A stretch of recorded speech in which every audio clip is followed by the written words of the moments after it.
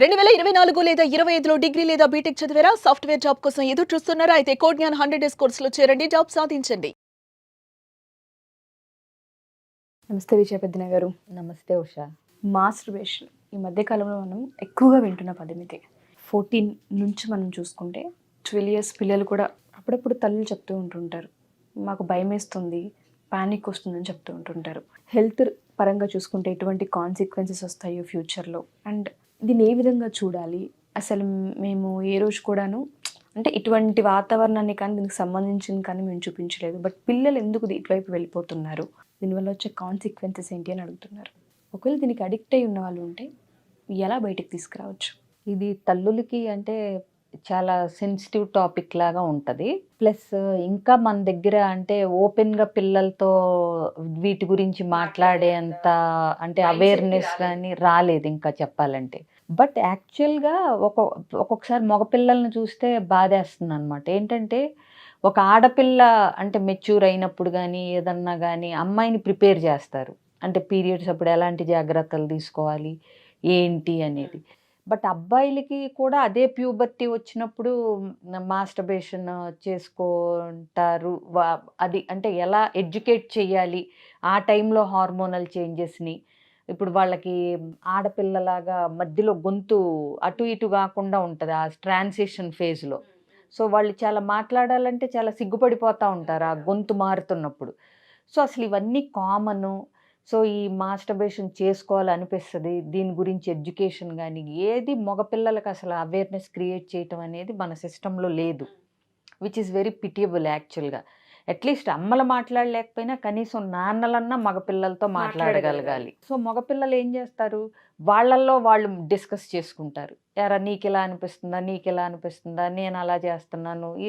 అప్పుడు ఏమవుతుందంటే తెలిసి తెలియని విధంగా అది నేర్చుకుంటారు వాళ్ళు. సో బట్ మాస్టర్బేషన్ అనేది ఇట్స్ ఎ పార్ట్ ఆఫ్ అంటే ట్రాన్సిషన్. అబ్బాయిల్లో ఏంటి, ఇప్పుడు అమ్మాయిల్లో పీరియడ్స్ ఎట్లాగో అట్లా వాళ్ళకు కూడా ఆ ఏజ్ వచ్చింది అని చెప్పటానికి అదొక సైన్.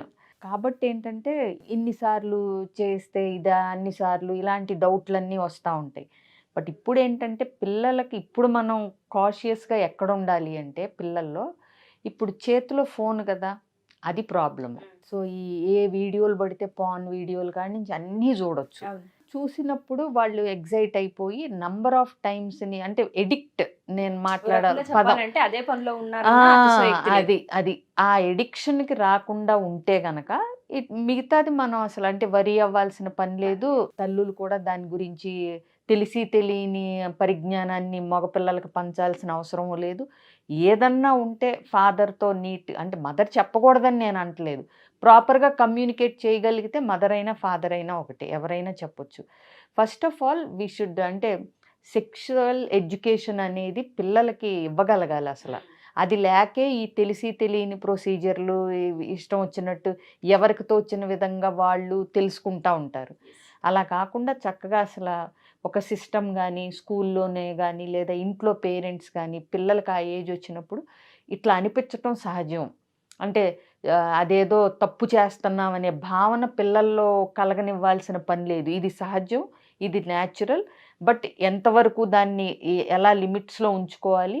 ఇంకొకటి లిమిట్ లేకుండా ఎడిక్ట్ కనుక అయితే ఈ పిల్లలు ఏ పనులు అయితే మిగతావి చెయ్యాలో అవి చేయరు. అంటే చదువుకోవటం, ఆడుకోవటం, మిగతా యాక్టివిటీస్ వాళ్ళ ఫోకస్ కానీ ఇంట్రెస్ట్ కానీ ఉండదు. ఇంకా ఒకటే పని అన్నట్టు వెళ్ళినప్పుడు then that becomes a problem. అప్పుడు ఖచ్చితంగా అడ్రస్ చేయాల్సింది ఉంటుంది. ఎవరి దగ్గరికన్నా తీసుకెళ్ళి కూడా మాట్లాడించాల్సి ఉంటుంది. అదర్వైజ్ తల్లులు ప్యానిక్ అవుతున్నారు అన్నావు, అవ్వాల్సిన పని లేదండి. పిల్లల్లో పెరిగే ప్రాసెస్ అది. ఇప్పుడంటే మనం ఇప్పుడు మాట్లాడుతూ వీడియోస్ ఇవన్నీ చేస్తున్నాం కానీ అంటే ఒకప్పుడు మరి వాళ్ళని ఎడ్యుకేట్ చేయడానికి అవేర్నెస్ కూడా ఎవరు ట్రై చేసేవారు కాదు. ఇప్పుడు నేను అన్నట్టు because of social media it's becoming a problem. ఇంకోటి కంపేర్ చేసుకుని నువ్వెన్నిసార్లు చేస్తాను, నేను అన్నిసార్లు, ఇవన్నీ ఏంటంటే పిల్లలు తెలిసి తెలియక మాట్లాడుకుని అదేదో విన్నట్టు. బట్ ఇన్ఫ్యాక్ట్ మాస్టర్బేషన్ వల్ల ఏంటంటే సెక్షువల్ టెన్షన్ తగ్గుతుంది. It gives relief from so many things. మాస్టర్బేషన్కి అంటే నెంబర్ ఆఫ్ టైమ్స్కి గురవ్వడానికి మెయిన్ రీజన్స్ ఏంటి అంటారు పిల్లలు? అంటే ఇది పేరెంట్స్ అట్లీస్ట్ ఐడెంటిఫై చేయగలిగితే పిల్లల్ని ట్రాక్ తప్పించడమో లేదా వీళ్ళ పద్ధతులు మార్చుకోవడమో లేదా వాతావరణంలో ఏదైనా చేంజెస్ తీసుకురావడము ఇంటి వాతావరణంలో ఆ స్కోప్ దొరుకుతూ ఉంటుంది పేరెంట్స్కి. దేనివల్ల అంటారు? కొన్ని అవి కూడా ఇంపాక్ట్ చూపిస్తాయి అని అనుకోవచ్చా మనం ఏమన్నా? ఎన్నిసార్లు చేసుకుంటున్నారు అనేది పేరెంట్స్కి ఎలా తెలుస్తుంది? తెలవదు. వాళ్ళ ఎవరి రూమ్లు వాళ్ళకు ఉన్నాయి. సపరేట్ లైఫ్ అయిపోవడం వాళ్ళది. సో అందుకని బట్ స్టిల్ నేను అందుకే అంటున్నాను, అసలు ఆ ఏజ్కి వచ్చారు పిల్లలు అనగానే 12 yearsకి you should educate them, you should talk to them. ఇట్లా అనిపిస్తుంది.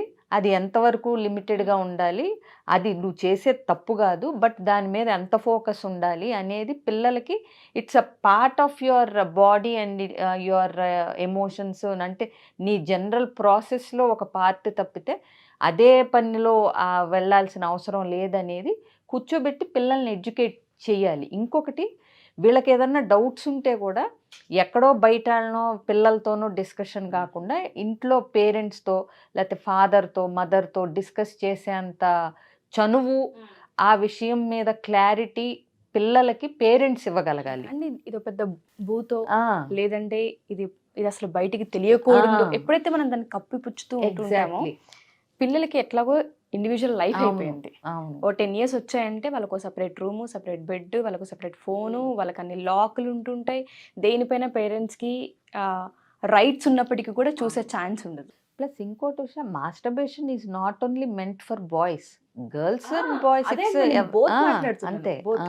అందుకే అంటున్నా, ప్రాపర్ టైంకి ప్రాపర్ గైడెన్స్ పేరెంట్స్ నుంచి వచ్చినప్పుడు పిల్లలకు అసలు ఇబ్బంది ఉండదు. ఎగ్జాక్ట్లీ. ప్లస్ ఈ డౌట్స్ ఎక్కడ అడగాలి, ఎవరిని అడగాలి అనే ఒక కన్ఫ్యూజన్ కూడా పిల్లలకి పేరెంట్స్ ఇవ్వకూడదు. అట్లీస్ట్ ఇప్పుడు జనరేషన్ అన్నట్టుగానే మనలో ఒక ఫీలింగ్ వస్తూ ఉంది, ఏదో ప్లెజర్ కావాలనుకుంటుంది, మన హార్మోన్స్ మన కంట్రోల్లో లేవని పిల్లలు ఎప్పుడైతే అనుకుంటుంటారో, తండ్రినైతే తండ్రిని, తల్లినైతే తల్లిని కూర్చోబెట్టి భయపడకుండా సిగ్గుపడకుండా మాట్లాడే వాతావరణాన్ని ఫస్ట్ ఇంట్లో కల్పించాలి. అది పేరెంట్స్ ఇనిషియేట్ చేయాలి. మీ బాడీలో ఇక నుంచి ఈ చేంజెస్ వస్తాయి, సో మీరు వాటిని ఎలా డీల్ చేయాలి, మీకేదన్నా డౌట్ ఉంటే feel free to ask us అని చెప్పి పిల్లల్ని కూర్చోబెట్టి ఫస్ట్ పెద్దలు పేరెంట్స్ ఆ విషయం మాట్లాడగలగాలి.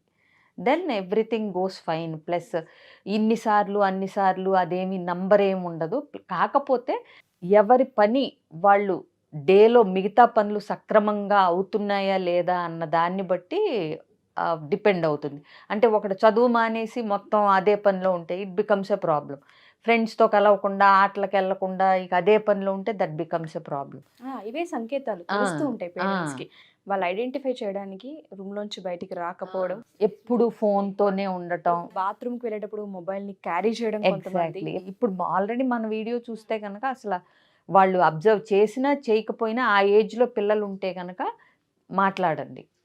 మీరు మాట్లాడలేకపో, మీకు ఆ టాపిక్ లేదు, అలవాటు లేదు, అసలు ఓపెన్గా మాట్లాడలేరు, తెలియట్లేదు, take them to a doctor. ఆ అమ్మాయిలు అయితే గైనకాలజిస్ట్, ఆ అబ్బాయిలు అయితే ఉంటారు సెక్సాలజిస్టులు, ఇట్లా సెక్షువల్ ట్రీట్ చేసే డాక్టర్స్.